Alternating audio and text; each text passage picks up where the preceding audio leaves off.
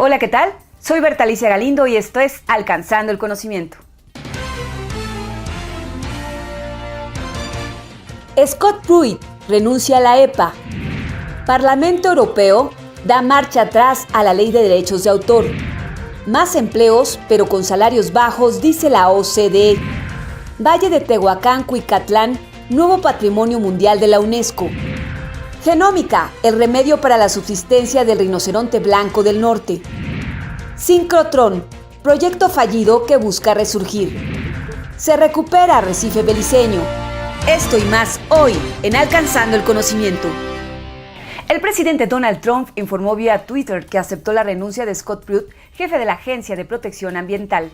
Scott Pruitt ha estado rodeado de escándalos por presuntos malos manejos de dinero público y una variedad de acusaciones éticas. Donald Trump escribió en un Twitter, pues ya sabe cómo es su estilo del presidente de Estados Unidos, pues en donde dijo que aceptaba la renuncia de Scott Pruitt, pero que sin embargo, pues le reconocía que había hecho un buen trabajo. Y por lo tanto, el Senado confirmó que el segundo de la EPA, Andrew Weller, asumirá el lunes pues las funciones de administrador de la EPA. Y bueno, pues esto continuará con la gran agenda de la EPA, es lo que dijo Trump. Pues bueno, habría que ver cuál es la gran agenda de la EPA. La renuncia de Scott Pruitt se debe en buena parte a la presión que medios y la opinión pública pues viene ejerciendo sobre este funcionario debido al cúmulo de reportes de uso indebido de dinero de contribuyentes. Esto sumado a que numerosos legisladores demócratas y algunos republicanos pues han pedido la salida de Scott Pruitt. Reportes de marzo pasado indicaron que el ahora saliente director de la EPA firmó el plan de expansión de ductos en una compañía canadiense de energía al tiempo que alquilaba un condominio vinculado a la empresa de cabildeo en Washington de esa misma compañía. Estos señalamientos, sin embargo, pues fueron declinados por la EPA y por la firma de cabildeo. Otros informes recientes también indicaron que el comportamiento en general del administrador de la EPA como funcionario público pues no era exactamente ético. Pruitt es considerado un aliado cercano de la industria de los combustibles fósiles y pues también por cuestionar el rol de la humanidad en el cambio climático global. Scott Pruitt jugó un papel decisivo en la salida de Estados Unidos del Acuerdo Global de París el año pasado, un pacto mundial para combatir el calentamiento global. Y el Pleno de la Eurocámara rechazó iniciar la negociación para la reforma de la Ley Europea de Copyright, que pretendía mejorar la remuneración de los creadores, pero que generó muchas críticas porque podría vulnerar la privacidad y la libertad de expresión de la red. Tanto pequeñas plataformas como gigantes de Internet pues habían criticado el fondo y la forma de aprobación de la reforma de la Directiva de Derechos de Autor. Las normas estaban dirigidas a los grandes medios digitales, pero también afectaban a los medios más pequeños, conocidos como agregadores de noticias.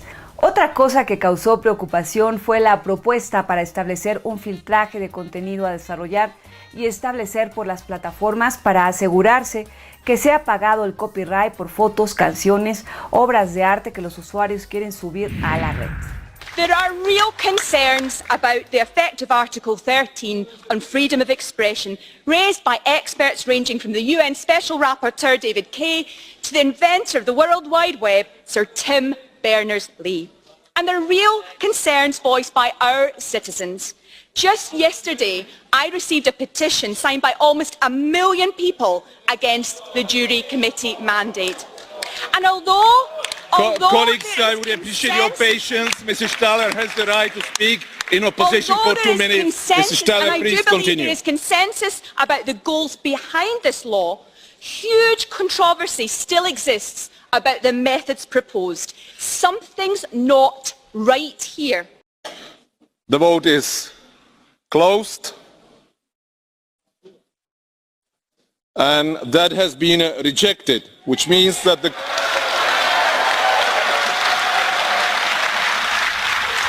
committee's decision has been rejected.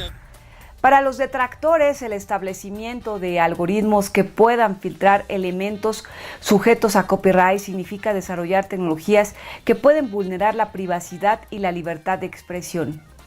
En protesta por este proyecto, Wikipedia suspendió hace unos días su servicio en las versiones en español, italiano y polaco. Wikipedia envió un mensaje en el cual pues expresaba que esta ley de aprobarse, dañaría significativamente la Internet abierta.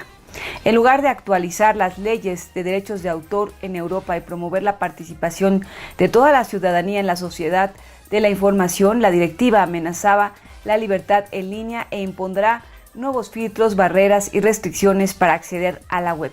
Esta ley, pues, no se aprobó, pero no se descarta que podría haber más iniciativas de este tipo en el futuro.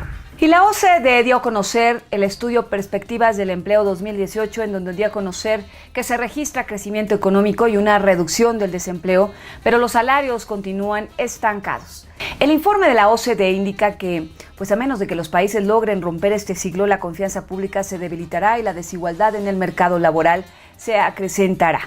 A diferencia de todos los demás países de la OCDE, el informe agrega que en México pues es necesario implementar políticas que aborden las barreras que las personas enfrentan para acceder a empleos de salarios más altos y de mejor calidad y que reduzcan las desigualdades en el mercado laboral. En su diagnóstico sobre el mercado laboral en México, la OCDE mencionó que el empleo aún no se recupera de la crisis económica global de 2008 y prevé que disminuirá aún más durante este y el próximo año por la decreciente participación de la fuerza de trabajo entre jóvenes y trabajadores de mayor edad. El informe señala que en México más de la mitad de los empleados y trabajadores por cuenta propia están empleándose informalmente y pues que este país debería avanzar en una reforma laboral para introducir un seguro de desempleo que volvería más atractivo al empleo formal. Recordemos que México es el país de la OCDE con más horas al año en las que se trabaja, pero el salario real por hora es el más bajo. De acuerdo a las estadísticas de la OCDE en 2017, un mexicano trabajó 2.257 horas al año contra la media de la OCDE de 1.759 horas. Y un estudio publicado en la revista Science ofrece una mejor visión de los orígenes y el destino final de los primeros perros en las Américas. Los perros no fueron lobos domesticados de América del Norte, como algunos pues ya lo han especulado, sino que probablemente siguieron a sus homólogos humanos a través de un puente de tierra que una vez que conectó el norte de Asia y las Américas, pues así se revela en esta investigación, pues evolucionaron. Ese es el primer estudio genómico integral de perros antiguos en las Américas, en donde se analizaron el ADN nuclear que se hereda de ambos padres, como el ADN mitocondrial, que se transmite solo en las madres, de las madres a su descendencia. Los científicos hicieron estos estudios en restos de perros que se han encontrado y que existieron en un periodo de 9,000 años. Los investigadores descubrieron que los perros probablemente se originaron en Siberia y de ahí se dispersaron a todas las partes de las Américas, migrando con sus homólogos los humanos. Los perros vivieron miles de años, sin embargo desaparecieron por completo después del contacto europeo, lo que sugiere que su desaparición pues esté asociada con la colonización europea. Aunque los científicos pues aún no tienen evidencia para explicar esta repentina desaparición y las investigaciones continúan. La Secretaría del Medio Ambiente de la Ciudad de México informó que nacieron 8 crías de lobo mexicano en el zoológico Los Coyotes. La dependencia informó que esta es la camada más numerosa registrada en zoológicos de la capital del país. Es la tercera vez que el zoológico Los Coyotes contribuye con nacimientos de esta especie. Los cachorros fueron vistos semanas después de su nacimiento, cuando empezaron a explorar sus alrededores. Y pues así el personal del zoológico pudo observar que se trataba de 8 lobeznos, 2 machos y 6 hembras. El lobo mexicano es la subespecie de lobo más pequeña de Norteamérica y está en peligro de extinción debido a la caza indiscriminada, la pérdida de su hábitat natural y principalmente a su exterminio sistemático bajo el argumento de la existencia de rabia silvestre y de que ocasiona daños graves a la ganadería. En México, el lobo mexicano está prácticamente extinto en vida libre, ha sobrevivido como especie gracias a los esfuerzos de los zoológicos, tanto mexicanos como de otros países. ¿Y ustedes han tenido frío alguna vez? Pues fíjense que el invierno más crudo llegó a la Antártida y alcanzó un nuevo récord en la temperatura más fría detectada en la Tierra, menos 98.6 grados Celsius. La cifra fue confirmada por un equipo de investigadores de la Universidad de Colorado que pues seguramente pues tienen manera de monitorear el clima ahí, porque pues nadie podría estar presencialmente. Los científicos llegaron a esta conclusión tras analizar las mediciones tomadas con datos satelitales en la Antártida entre 2004 y 2016. Y el Comité del Patrimonio Mundial de la Organización de las Naciones Unidas para la Educación, la Ciencia y la Cultura, la UNESCO, inscribió en la lista del Patrimonio Mundial como bien mixto al sitio mexicano Valle de Tehuacán, Cuacatlán, hábitat originario de Mesoamérica. El sitio, ubicado entre Oaxaca y Puebla, se encuentra en la zona semiárida con mayor biodiversidad en el continente americano y tiene un valor patrimonial invaluable e irreemplazable. El Valle de Tehuacán, Cuicatlán, es reconocido como la cuna de la agricultura y de la irrigación mesoamericana a través de sistemas de agua, domesticación de plantas, así como de diversos sistemas políticos, religiosos y lingüísticos, evidenciando la adaptación del ser humano a lo largo de un periodo de más de 14.000 años. Y el astrofotógrafo británico Damian Pitch creó una animación que muestra los efectos de la gigantesca tormenta de polvo que ha dejado sumido en la oscuridad al planeta Marte. Esta animación fue publicada en su cuenta de Twitter con la leyenda "Marte desaparece bajo la manta de polvo". La animación es resultado de la combinación de una fotografía del planeta rojo tomada el 28 de junio y de un mapa del relieve marciano realizado por la sonda espacial Mars Global Surveyor de la NASA. Las imágenes están combinadas cuidadosamente para mostrar el cambio gradual de la vista normal y clara de este hemisferio a cómo aparece ahora. La tormenta de polvo en Marte comenzó como un fenómeno local a finales de mayo, pero aumentó rápidamente de tamaño y en la tercera semana de junio pues ya cubría toda la superficie del planeta rojo. Se calcula que tomará al menos un par de meses a partir de este mes de julio para que Marte vuelva a su apariencia normal, siempre que no se desarrollen más tormentas locales de arena. La organización de los Juegos Olímpicos de Tokio 2020 tiene en su agenda el objetivo de que las Olimpiadas se realicen solo con energía renovable. Toda la electricidad que se utilizará durante los Juegos Olímpicos en estadios y otras instalaciones deportivas provendrá de fuentes de energía renovables. Esto es una muy buena noticia. Así lo dio a conocer el comité organizador de los Juegos Olímpicos Paralímpicos de Tokio 2020. Las villas olímpicas de los atletas también recibirán su electricidad de fuentes renovables. Además de la energía de Tokio, en 2020 se promoverá el reciclaje. Los organizadores se plantean reciclar el 99% de todo el equipamiento para los Juegos. Los objetos como las botellas de plástico se reciclarán en un 85%, una tasa superior a los Juegos de Londres en 2012. Y un estudio publicado en Nature revela que a pesar de que en las aguas tropicales hay gran diversidad de especies, la evolución actúa más rápidamente en las aguas frías de latitudes más altas. El estudio analizó las relaciones evolutivas entre más de 30.000 especies de peces y ha generado uno de los mayores árboles filogenéticos hasta la fecha. Los océanos tropicales están llenos de coloridos peces en los arrecifes y contienen más especies que las aguas frías del océano en las latitudes altas de las zonas polares. Este conocido gradiente de diversidad latitudinal es uno de los patrones más conocidos en la biología y ha llamado la atención de los científicos durante más de 200 años. Una explicación común para el gradiente es la calidez de los océanos tropicales, que los convierte en un punto caliente o hotspot evolutivo para la formación de especies que surgirían rápidamente. Sin embargo, este nuevo estudio indica que en los últimos millones de años, los peces de aguas frías y polares han generado nuevas especies al doble de velocidad que las especies de peces tropicales. Los científicos admiten que no pueden explicar completamente estos resultados, ya que son incompatibles con la idea de que los trópicos actúan como una cuna evolutiva para la diversidad de peces marinos.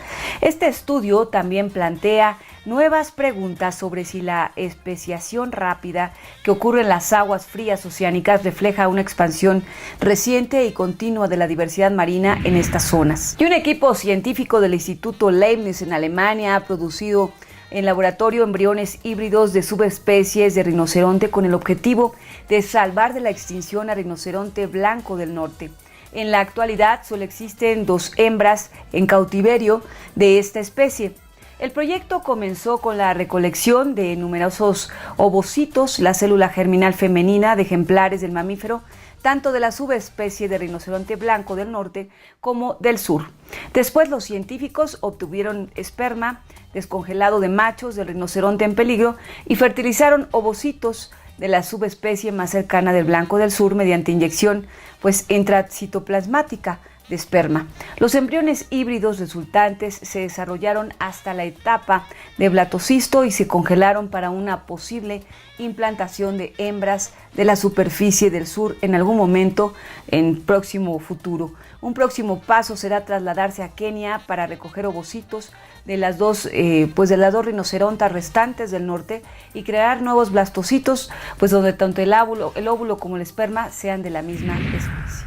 El arrecife de coral de Belice fue eliminado de la lista de sitios que son patrimonio mundial por la UNESCO y en peligro de extinción. En 2009, el arrecife de 300 kilómetros de longitud se colocó en la lista de especies en peligro debido a amenazas tales como la destrucción de los bosques de manglares y la extracción de petróleo.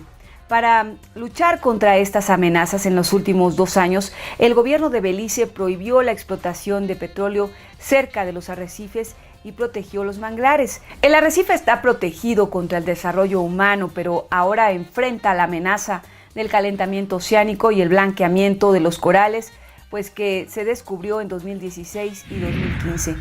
Y en otra información de la revista Science, publicó un estudio realizado en la Universidad de California en el cual se ha llegado a la conclusión de que cerca de la 1/4 parte del nitrógeno se origina en el lecho rocoso de la Tierra. La idea más aceptada por los científicos hasta ahora, era que el nitrógeno existente provenía solo del aire. Este descubrimiento tiene grandes implicaciones en lo que al cambio climático se refiere, ya que el crecimiento de las plantas depende del nitrógeno.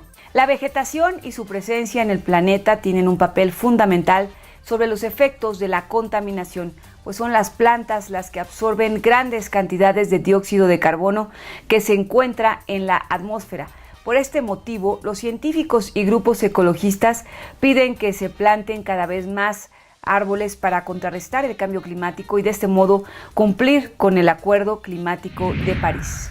Y miles de periodistas y trabajadores de prensa marcharon por el centro de Buenos Aires para reclamar contra el despido de 354 personas de la agencia de noticias estatal Telam. La manifestación no tenía antecedentes en Argentina por esta gran dimensión y evidencia las tensiones que enfrenta Mauricio Macri en sus esfuerzos por achicar el déficit fiscal, base de las promesas que hizo al Fondo Monetario Internacional para obtener un blindaje financiero de $50.000 millones. El gobierno sostiene que quiere hacer más eficiente una empresa que casi duplicó su plantilla entre 2003 y 2015 durante el régimen de los Kirchner, y así hasta alcanzar los 925 empleados. Los trabajadores de Telam dicen que el número creció porque la agencia sumó servicios y acusaron a Macri de impulsar una limpieza ideológica de periodistas opositores. Telam es la agencia de noticias más grande de Argentina. Fue fundada en 1945 cuando Juan Domingo Perón era secretario de Trabajo y Previsión. Representantes sindicales de la Agencia de Noticias Estatal de Argentina, Telam, reclamaron el lunes que la empresa deje de estar bajo control del Ejecutivo, tras el despido de más de 300 de sus colaboradores por parte del gobierno.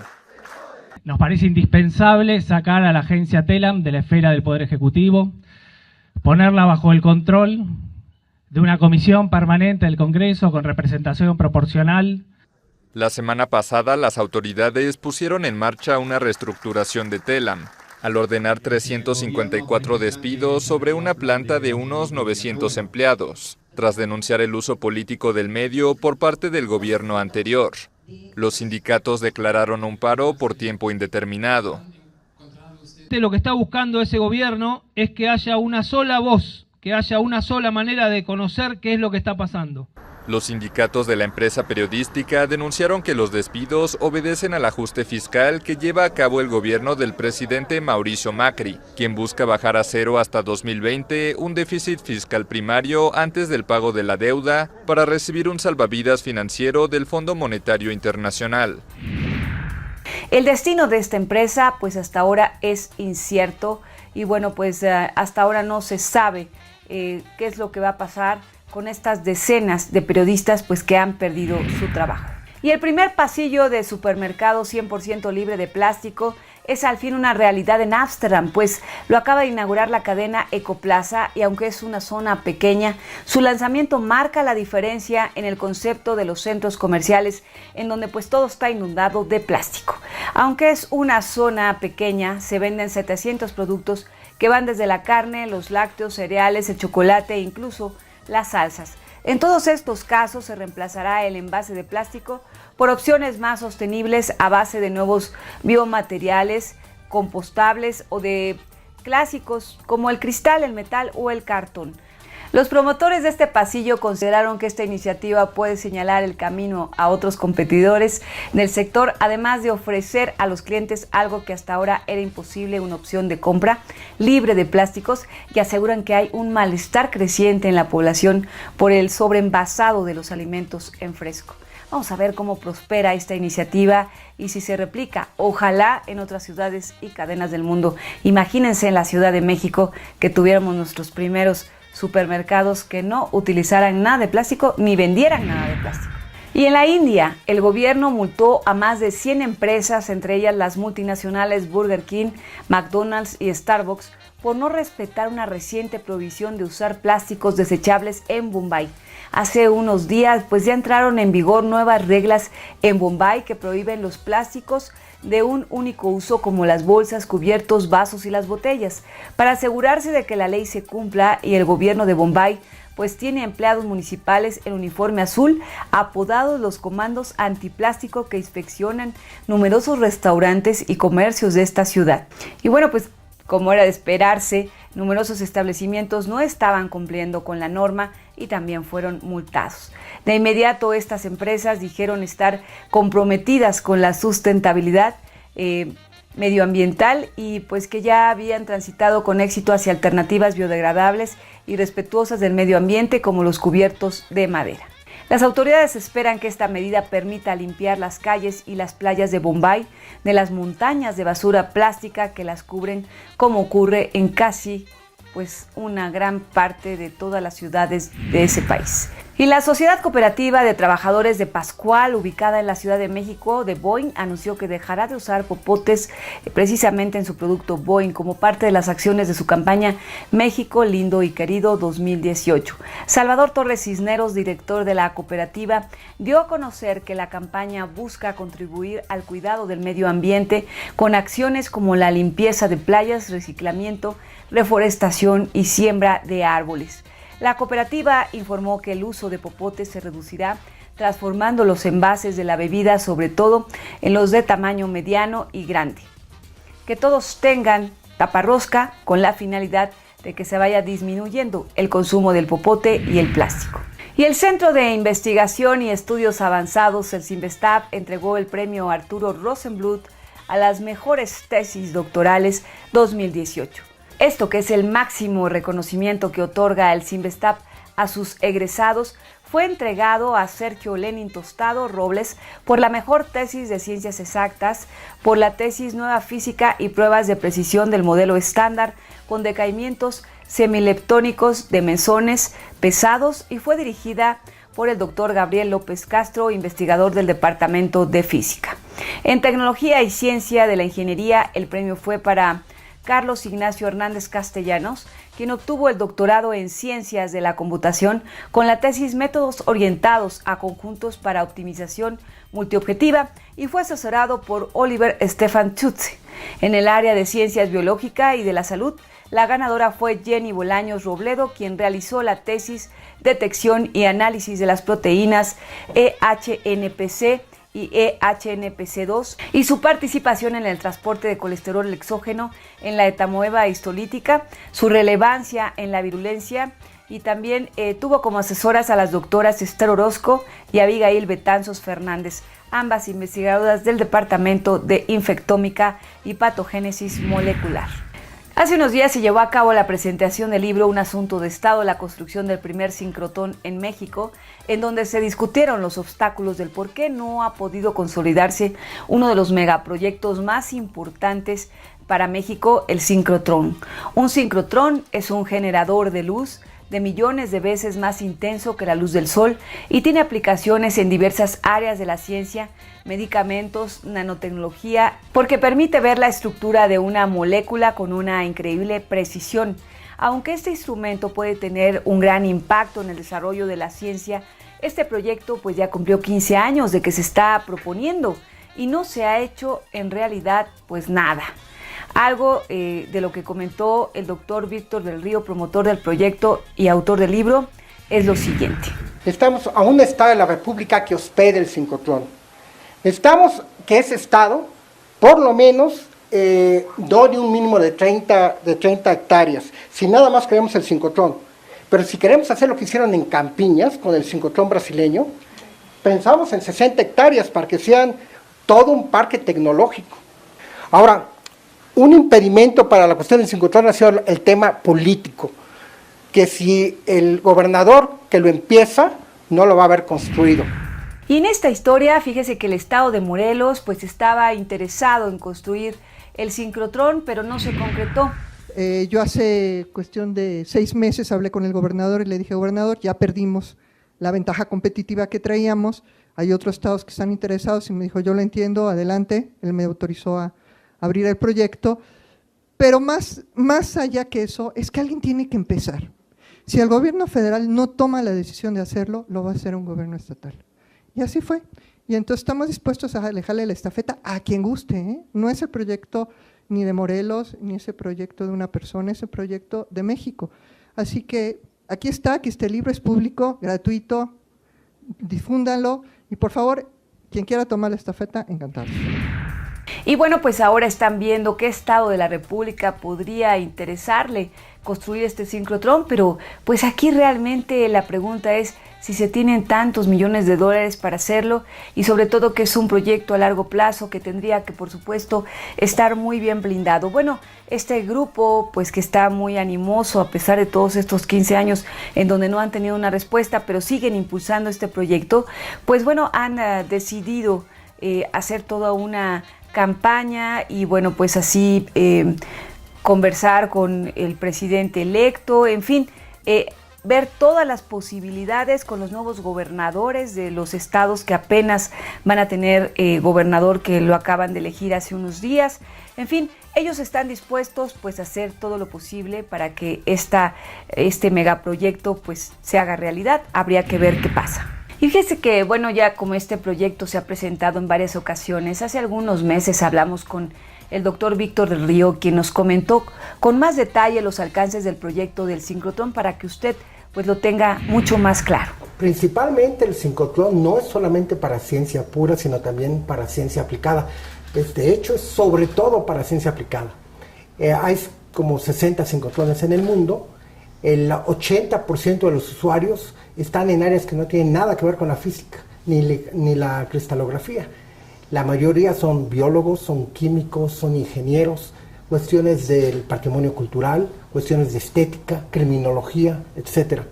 El sincrotrón más que nada se usa para aplicaciones, para ciencia aplicada. Y esto es muy importante enfatizarlo, porque lo que queremos hacer es acelerar la ciencia y la tecnología en México que conduzca a cuestiones muy concretas a nivel de servicios y prestaciones de productos que ayuden a mejorar el bienestar de la población en México. El otro aspecto es el elefante blanco. Lo que dicen, ¿qué tal si creamos un elefante blanco? Uh-huh. Efectivamente, eso es un riesgo en cualquier proyecto de megaciencia. Crear un elefante blanco, aquí hay 3 posibilidades. Una, que construyamos un sincrotrón que no funcione. Bueno, tenemos 60 ejemplos en el mundo y tenemos una comunidad de usuarios del sincrotrón que ha apoyado mucho en la construcción del sincrotrón. O sea, no es de que vamos a construir el primer sincrotrón, con el caso del telescopio milimétrico. No es el primer sincrotrón, es uno de 60. Entonces hay mucha experiencia en el mundo. Segundo, un caso de corrupción. Va a haber una inversión muy fuerte y obviamente en México un tema que es muy central es si alguien se va a robar la lana o no. La tercera preocupación es de que nadie lo use. ¿Sí?